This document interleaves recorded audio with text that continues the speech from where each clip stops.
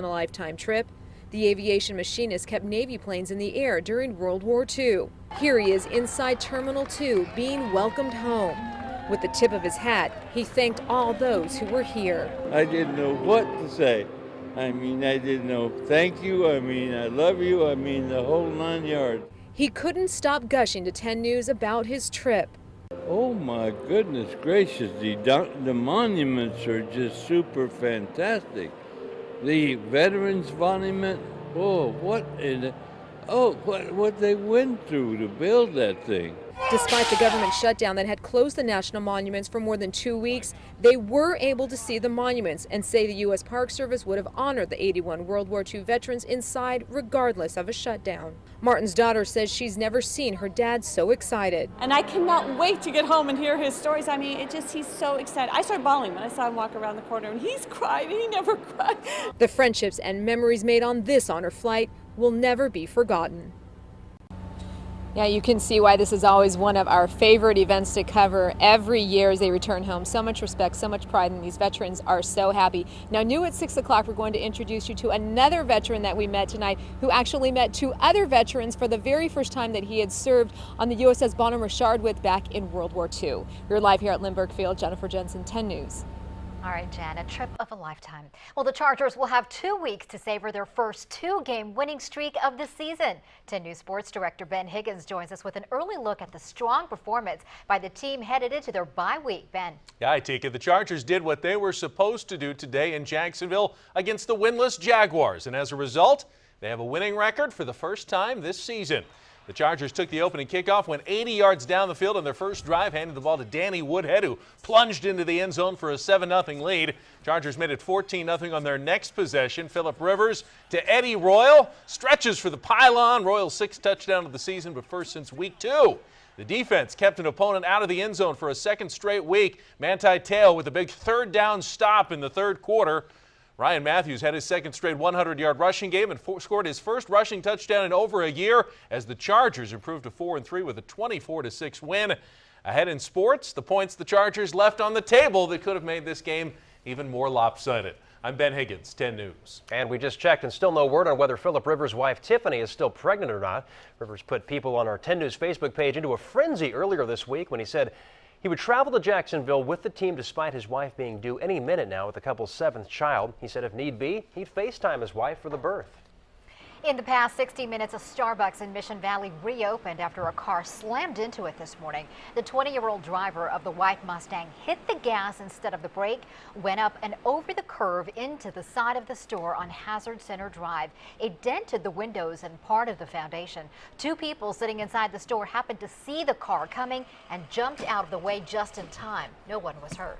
In just 90 minutes, a candlelight vigil will get underway in Ramona for a 5-year-old girl accidentally killed by her mother earlier this week. On Thursday night, little Bella Noble was opening the driveway gate for her mom when her mother says she lost sight of Bella and felt a bump.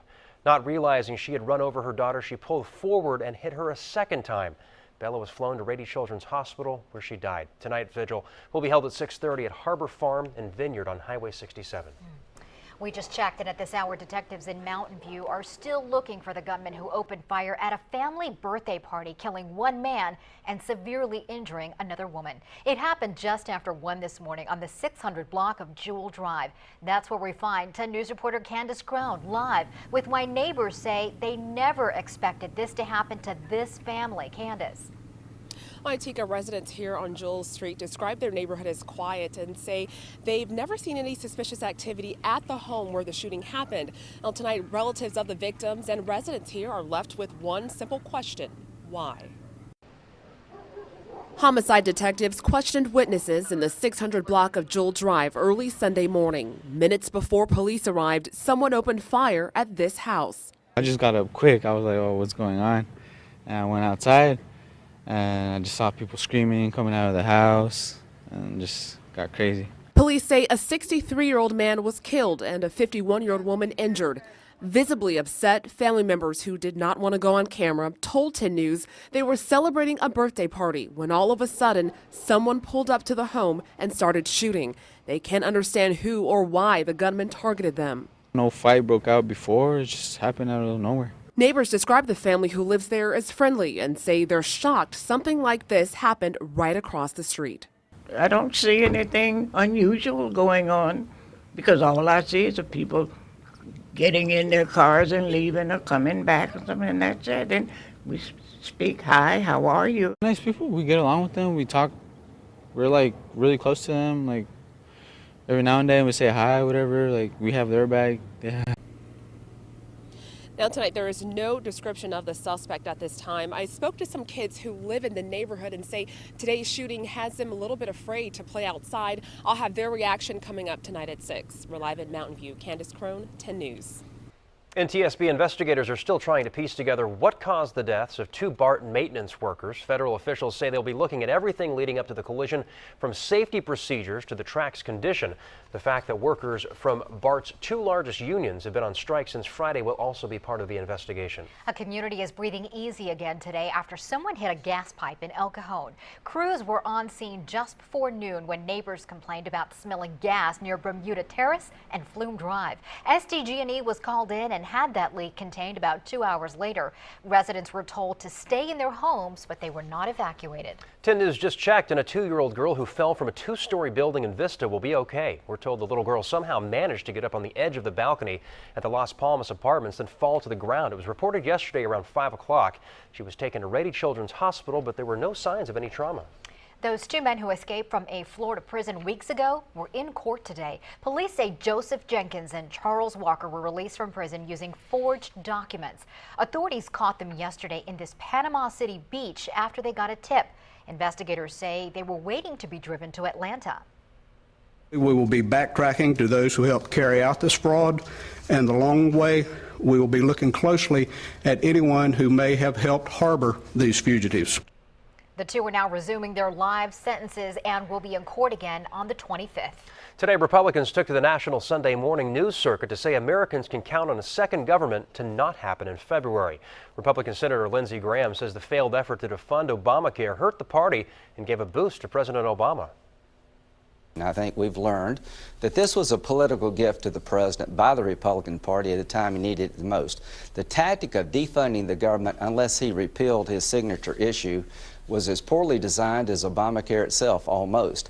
I can't imagine President Bush agreeing to... Graham says going forward, he hopes Congress will re-energize and get an understanding on long-term budget issues. Meantime, both Republicans and Democrats came out today saying the issues with the Obamacare website are not acceptable.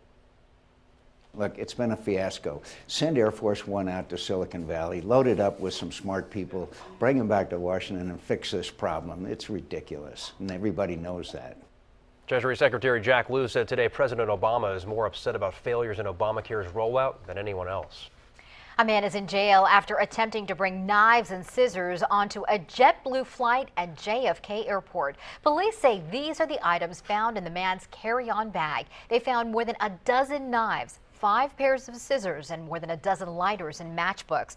According to TSA rules, passengers can fly with knives and scissors, but those items have to be in their checked-in luggage. Next on 10 News, a record day for fighting breast cancer. How many thousands of people showed up today in Balboa Park to raise nearly $1 million for the American Cancer Society? Plus, what's next for a giant oarfish found in Oceanside? And we have another advisory tonight. 10 News Futurecast pinpoints how thick the fog will get and how far inland it'll travel for your morning commute.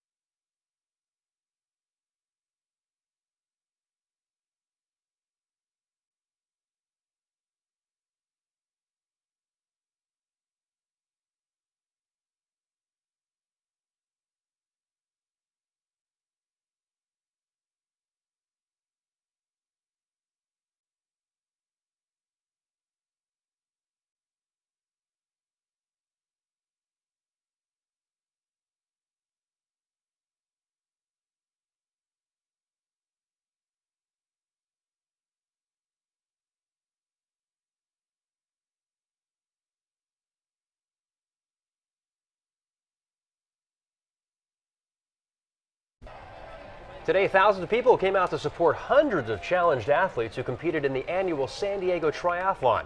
And 10 News brought you live coverage of the event all morning. 10 News reporter Marie Cornell shows us how this event helped with the healing process for a few of the Boston Marathon bombing survivors.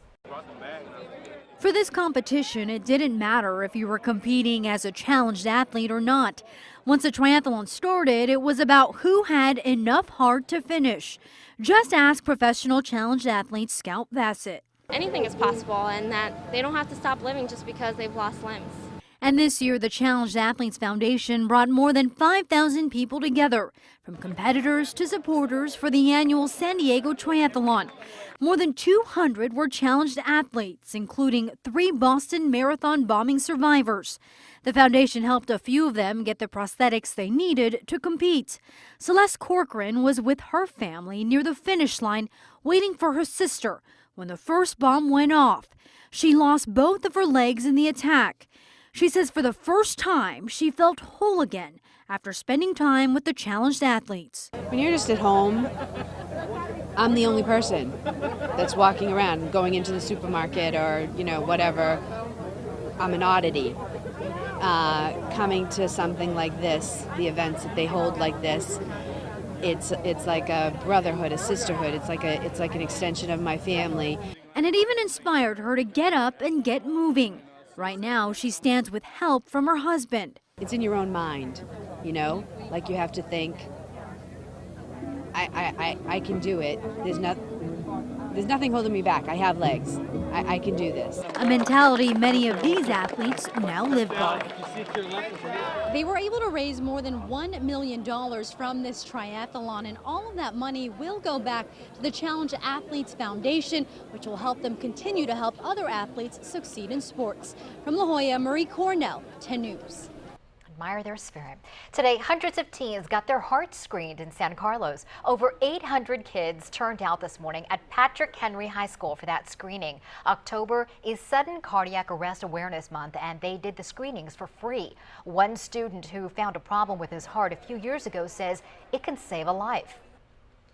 I was definitely really scared and frightening to hear because I had no idea anything could be wrong with me, because I had always been a healthy kid, always ran the whole soccer field, always played baseball, and it just didn't seem like anything could be wrong with my heart. Today, 8 of the students screened were found to be at risk. Meantime, more than 30,000 people braved the fog and walked in Balboa Park for the annual Making Strides for Breast Cancer event. Today's record turnout was the most ever for San Diego and made it the largest Strides event on the West Coast. This year's walkers raised nearly $1 million for the American Cancer Society. Tomorrow morning, researchers in La Jolla will start examining this rare oarfish that washed up in Oceanside Friday night. We feel fortunate that they have washed up because now we get a little bit of chance to study them, so maybe we'll understand them a little bit more. Researchers say that giant fish was pregnant. The 13-foot creature swims 3,000 feet below the surface. Experts say seeing one fish wash up is rare, but this is the second time this has happened within 1 week. A dense fog advisory is expected to be in effect starting at 10 tonight through 9 Monday morning. 10 News viewers sent us these pictures of the fog in their neighborhoods. It delayed 9 flights this morning at Lindbergh Field. Visibility will be reduced to a quarter mile, which should serve as a warning to all drivers out there. And that fog is starting to roll in. You can see it there in that shot behind Craig. Yeah, Tika and Preston, this is a great shot to illustrate where the fog is, how thick it is, and where it's going to blow in. This is actually looking out toward Del Mar, and it is very cloudy out there. You can see all the cloud coming on through, pretty gray, and it will be thick tonight through tomorrow morning for the Monday morning commute, so allow that extra time. Here's what we have from UCSD looking off to the east, so you can see that the cloud cover is starting to move inland. It hasn't made it all the way to Poway yet, and we may not see it there tomorrow. It'll be pretty patchy once you go about 7 miles away from the coast. Great shot now from Palomar Mountain, where we can usually see that nice blanket of fog. We'll see that early tomorrow morning there. Currently 73 in Poway, 67 in San Diego, lots of mid-60s along the coast, and temperatures today about 2 to 4 degrees cooler than they were yesterday. A little sea breeze coming on through. You could feel it at times. We got it 73 in Poway today, just reached the upper 70s and a few low 80s today. Yesterday we're in the mid 80s.